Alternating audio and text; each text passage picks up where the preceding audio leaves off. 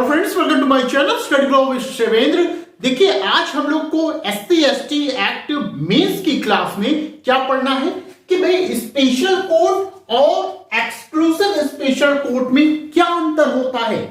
Special court को हम क्या कहते हैं? विशेष न्यायालय कहते हैं, जबकि एक्सक्लूसिव स्पेशल कोर्ट को हम क्या कहते हैं? अनन्य विशेष न्यायालय कहते हैं। इन दोनों के मध्य अंतर क्या होता है, इसी के संबंध में आज हमें जानना है। अब ध्यान रखिएगा कि जब कभी भी मेंस में ऐसा क्वेश्चन पूछा जा रहा है तो याद रखिएगा हमेशा कि जो पूछा जा रहा है उसके संबंध में थोड़ा सा चीज आप बताएंगे। जैसे पूछा गया आपसे क्वेश्चन क्या कि स्पेशल कोर्ट और एक्सक्लूसिव स्पेशल कोर्ट के मध्य क्या अंतर है, तो आपको यह बताना होगा कि स्पेशल कोर्ट आखिर क्या होती है और एक्सक्लूसिव स्पेशल कोर्ट क्या होती है, इसकी स्थापना कैसे की जाती है। तो मैंने ऑलरेडी इसके विषय में बता रखा है। यदि आपको ज्यादा जानकारी चाहिए तो इसके लिए मेरी क्लास ज्वाइन करना होगा। आपको याद रहे क्लास कैसे ज्वाइन करेंगे, बताए गए नंबर पर आप कॉल कर सकते हैं, व्हाट्सएप कर सकते हैं, क्लास को ज्वाइन कर सकते हैं। साथ ही साथ ये टेलीग्राम ग्रुप है हमारा शिवेंद्र लॉ स्टडी के नाम से, इसको भी आप ज्वाइन कर सकते हैं। एक चीज ध्यान रखिएगा यहां पर कि ये जो क्लास चल रही है SC/ST एक्ट मेंस की, ये आपके यूपी एपीओ जो 16 माइनर एक्ट हैं उसमें आता है। दूसरा बिहार एपीओ जो 10 माइनर एक्ट हैं उसमें भी ये आपसे यहां पर SC/ST एक्ट से क्वेश्चन पूछे जाते हैं। तो दोनों ही क्लास चल रही है। यदि क्लास ज्वाइन करना होगा तो बताए गए नंबर पे कॉल कर सकते हैं और क्लास को ज्वाइन कर सकते हैं। अब आइए अपने टॉपिक पे आते हैं। देखिए क्वेश्चन क्या है हमारा कि विशेष न्यायालय, ध्यान रखिएगा, और अनन्य विशेष न्यायालय में क्या अंतर है।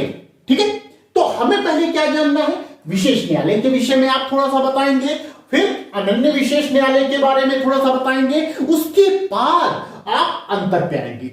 डायरेक्ट अंतर पे मत आइएगा, ये ध्यान रखिएगा। तो सबसे पहले आप विशेष न्यायालय के विषय में बताइए, अनन्य विशेष न्यायालय के विषय में बताइए। अच्छा, अब थोड़ी सी चर्चा अगर मैंने कर ही दी है तो मैं आपको थोड़ा सा बता दूं कि विशेष न्यायालय और अनन्य विशेष न्यायालय का प्रावधान SC/ST एक्ट में कहां है, तो आपको पता होना चाहिए। ये दोनों ही आपके न्यायालय कहां बताए गए हैं? ये आपके चैप्टर 4 में। ठीक है, पेन का कलर चेंज कर देता हूं। ये कहां है? ये चैप्टर 4 में बताया गया है। सेक्शन आपका कौन सा है? 14 है, ध्यान रखिएगा।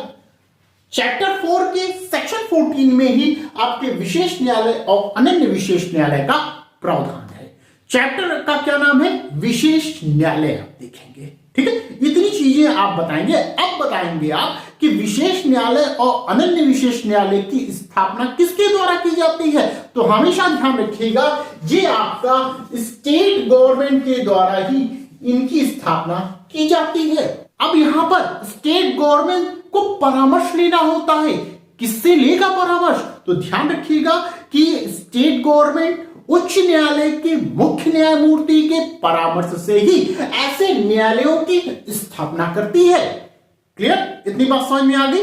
अब इतना सा इंट्रो देने के बाद अब आप यहां पर अंतर लिख सकते हैं, और अंतर लिखने में ये जो डायग्राम हमने बनाया है ना, ये आप हूबहू इसी तरह बना सकते हैं, कोई दिक्कत नहीं है। ठीक है, चलिए विशेष न्यायालय और अनन्य विशेष न्यायालय में क्या अंतर है आइए देखते हैं। पहले देखिए यहां विशेषता बताई गई है और इन्हीं के आधार पर इन दोनों के मध्य यहां पर अंतर बता दिया गया है। तो शॉर्ट में इजी वे में आपको ये चीजें याद हो जाएंगी। यहां पर ज्यादा बर्डन लेने की जरूरत आपको नहीं पड़ेगी। ठीक है, आइए देखते हैं। पहला प्रकार को लेकर है। ठीक है, इसमें क्या कहा गया है? मौजूदा सत्र न्यायालय को ही शक्ति दी जाती है, जबकि अनन्य विशेष न्यायालय में क्या है? विशेष रूप से इसी कार्य के लिए स्थापित नया न्यायालय। क्या कहने का मतलब समझिएगा। यहां पे ये कह रहे हैं कि जो विशेष न्यायालय है इसकी स्थापना अलग से नहीं की जाती, बल्कि सेशन न्यायालय को ही विशेष न्यायालय का दर्जा दे दिया जाता है। ये ध्यान रखिएगा, न्यायालय अलग से स्थापित नहीं होता। ये विशेष न्यायालय ये किसको स्थापित कर रहे हैं? जो सेशन न्यायालय है, जो सेशन न्यायालय है हमारा, उसी को ये क्या करते हैं? विशेष न्यायालय का दर्जा दे देते हैं। जैसे कहा गया ना, मौजूदा सत्र न्यायालय को ही शक्ति दी जाती है, और उसी को कर दिया जाता है विशेष न्यायालय। जबकि ये जो अनन्य विशेष न्यायालय है इसकी नए रूप में स्थापना की जाती है, एक अलग से न्यायालय स्थापित किया जाता है, इसलिए लिखा गया है विशेष रूप से इसी कार्य के लिए स्थापित नया न्यायालय होता है। क्लियर, बात समझ में आ गई।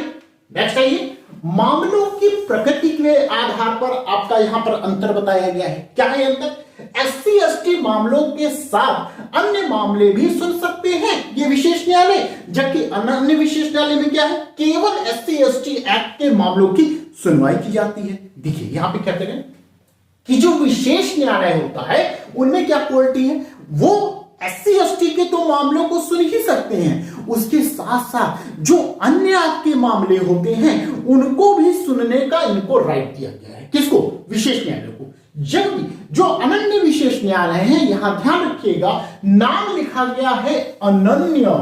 ये अनन्य का मतलब क्या होता है? अनन्य का मतलब है कि केवल और केवल ये वही कार्य कर सकते हैं जो कार्य इनको सौंपा गया है या जिसके लिए इसकी स्थापना की गई है। तो इसकी स्थापना किसके लिए की गई है?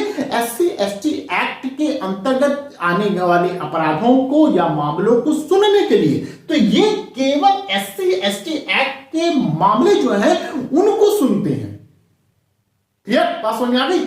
विशेष न्यायालय एससी एसटी एक्ट के अंतर्गत आने वाले मामले को तो सुनते हैं, उसके साथ साथ अन्य मामलों को भी सुनते हैं। लेकिन ये जो अनन्य विशेष न्यायालय होते हैं ये एससी एसटी एक्ट के मामलों को सुनने के लिए ही इनकी स्थापना की जाती है। ये केवल और केवल एससी एसटी एक्ट के मामलों को सुनते हैं, इसीलिए इनका नाम पड़ा हुआ है अनन्य विशेष न्यायालय। आपने सेशन न्यायालय पढ़ा होगा जब आप बीएनएसएस पढ़ रहे होंगे या सीआरपीसी पढ़ रहे थे, तो वहां पर सेशन न्यायालय होगा। सेशन न्यायालय में आपने एक शब्द सुना होगा अनन्यतः सेशन न्यायालय, अर्थात इन अपराधों का विचारण किसके द्वारा किया जाएगा? अनन्यतः सेशन न्यायालय के द्वारा किया जाएगा, अर्थात केवल और केवल सिर्फ सेशन न्यायालय के द्वारा ही उन अपराधों का विचारण किया जाएगा। इसका मतलब ये रहा करता था। ये बात कहां लिखी गई थी ये आप मुझे कमेंट करके जरूर बताइएगा किस सेक्शन में ये बात लिखी गई है। बीएनएसएस के किस सेक्शन में ये बात लिखी गई ये कमेंट करके मुझे जरूर बताइएगा। आइए, दो चीजें क्लियर हो गई आपकी, पहला प्रकार, दूसरा मामलों की प्रकृति। तीसरा ये स्थापना का आधार क्या है। तो कम मामले वाले जिलों में इन्हें स्थापित किया जाता है विशेष न्यायालयों को, जबकि अधिक मामले वाले जिलों में अनन्य विशेष न्यायालय को स्थापित किया जाता है। कहने का मतलब यह है कि जहां पर अपराध क्या है, कम घटित होते हैं। कौन से अपराध? एससी एसटी एक्ट के जो अपराध हैं कम ही आते हैं, तो उन जिलों में क्या होता है, विशेष न्यायालय को स्थापित किया जाता है। वहीं पर अगर एक या अधिक जिलों में क्या हो रहे हैं कि बहुत ज्यादा मामले एससी एसटी एक्ट के अंतर्गत आ रहे हैं, तो वहां पर अनन्य विशेष न्यायालय की स्थापना की जाती है। बात समझ आ गई। जिस जिले में कम मामले होंगे, ठीक है, जैसे मान लीजिए यहां ये इतने कम मामले हैं, ठीक है, किसी जिले में, तो वहां विशेष न्यायालय की स्थापना की जाएगी। वहीं अगर अधिक मामले हैं तो उस जगह पे किसे, अनन्य विशेष न्यायालय की स्थापना की जाएगी। ठीक है, ये मामले कौन से होंगे, एससी एसटी एक्ट के अंतर्गत आने वाले मामले होंगे, उनके विषय में ये कहा जा रहा है। क्लियर, बात समझ में आ गई। नेक्स्ट आइए, अब सेक्शन को लेकर अंतर है। सेक्शन को लेकर क्या अंतर है कि सेक्शन 14 की क्लॉज 1 के परंतु के तहत विशेष न्यायालय को बताया गया है कि इनकी स्थापना कैसे की जाएगी। वहीं पर जो ये आपका अनन्य विशेष न्यायालय है, ये मुख्य धारा सेक्शन 14 की क्लॉज 1 के तहत इन्हें बताया गया है कि अनन्य विशेष न्यायालय की स्थापना कैसे की जाएगी। क्लियर, बात समझ आ गई कि भैया सेक्शन 14 जब आप पढ़ेंगे तो वहां दो परंतुक है। क्लॉज 1 में दो परंतुक बताए गए हैं। तो जो परंतुक आपका पहला वाला है वो क्या बात करता है, विशेष न्यायालय के विषय में बात करता है। वहीं पर सेक्शन 14 का परंतुक से पहले जहां स्टार्टिंग हो रहा है आपका मुख्य धारा की क्लॉज 1 में आपका अनन्य विशेष न्यायालय की यहां पर बात की गई है। तो इस तरह ये रही बात आपका कि विशेष न्यायालय और अनन्य विशेष न्यायालय में क्या अंतर है, ये हमने पूरा आपको बता दिया। अब एक चीज और समझिएगा, आपने सुना हो गया संज्ञान के विषय में, तो इस संज्ञान को लेकर भी यहां पर अंतर है। लेकिन अंतर कहां, इन दोनों में नहीं, बल्कि ये न्यायालय में और सेशन न्यायालय में अंतर बताया गया है संज्ञान को लेकर। यहां न्यायालयों के अंतर्गत कहा गया है कि जो अपराध है उसका संज्ञान कैसे लिया जाएगा, सीधे लिया जा सकता है। ध्यान रखिएगा, जो संज्ञान लिया जाएगा यहां पर SC/ST एक्ट के अंतर्गत अपराधों का संज्ञान सीधे लिया जा सकता है, जबकि जब आप सेशन न्यायालय के अंतर्गत पढ़ते हैं तो वो सीधे संज्ञान नहीं लेता न्यायालय, उसे जब मामला सुपुर्द कर दिया जाता है तभी वह संज्ञान लेता है। यह बात कहां कही गई है, यह बात कही गई है सेक्शन 193 आपका CRPC के अंतर्गत। अब आप मुझे बताइएगा यही बात BNSS के किस सेक्शन में बताई गई है।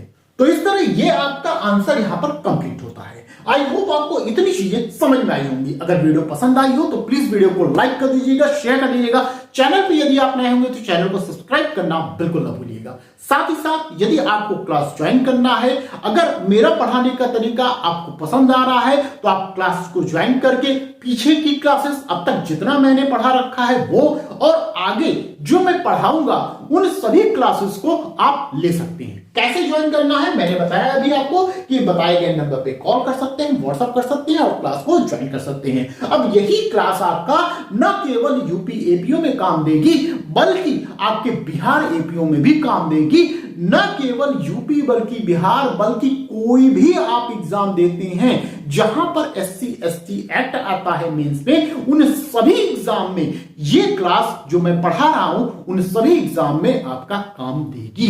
अर्थात एक बार खाली आपको फी पे करना है और फायदा हर एग्जाम के लिए आपको मिलेगा। अब फैसला आपके हाथ में, आपको क्या करना है। तो बस आज के लिए इतना ही, फिर मिलते हैं नेक्स्ट वीडियो में। Thank you.